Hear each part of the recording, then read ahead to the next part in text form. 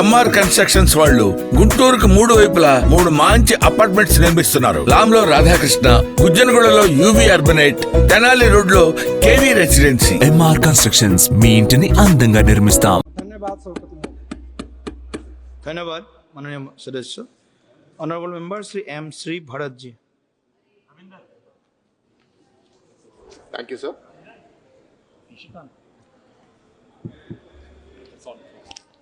Thank you, sir. I rise to speak in favor of the Bill of Lading Bill 2024.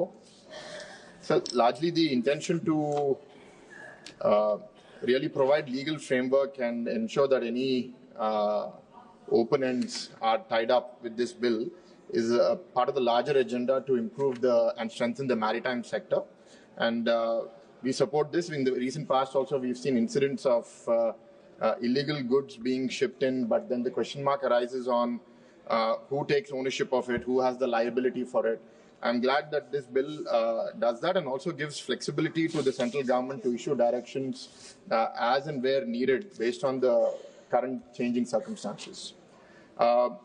Speaking about the maritime sector overall, sir, I'm happy to see that our overall cargo handling capacity has doubled from about 800 million tons per annum to about 1630 million tons per annum as of March 24, indicating the commitment of the NDA government towards developing maritime trade. 9 Indian ports are ranked amongst the top 100 ports globally, and I'm sure over the years many more will show up on those rankings.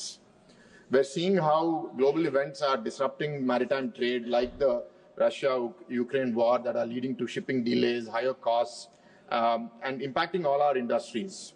And a large part of our trade, over 95%, happens through the shipping sector, and 70% of the value comes from the shipping sector. So, sir, there are many things that we need to do to ensure that we remain competitive and increasingly compete with the global market in this.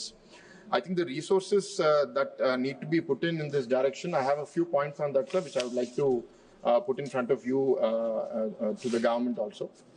One is the high freight costs that have increased in the last few years because of the global uncertainty.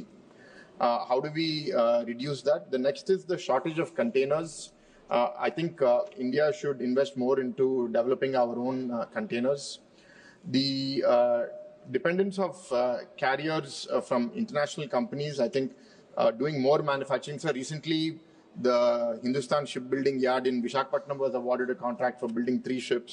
I think we need to be doing a lot more of that, and not just building more ships, but building the so-called motherships, the really large ships which require drafts of 18 meters or more. In fact, in Visakhapatnam, we are unable to receive that because our draft sometimes doesn't meet that depth requirement. And the major disincentive right now is that the shipping lines are expected to invest into that dredging behavior, which often doesn't happen. So the request is, if the government can provide a dredging subsidy to places like Visakhapatnam and other parts of the country, I think we will be able to bring in and reduce the transshipment costs so that we'll be able to do it in our ports itself. The next, sir, is within the shipping ecosystem, a small request from my parliament. We have invested about 100 crores to develop a cruise terminal in Vizag port, but not having a e-visa facility over there is limiting our ability to conduct more cruises over there. Request that the government takes a favorable view on that. I also want to appreciate the government for the turnaround time in major ports. In 2013-14, it was about 94 hours. Now it has come down to 48 hours in 23-24. Showing a massive improvement in the efficiency of the shipping sector.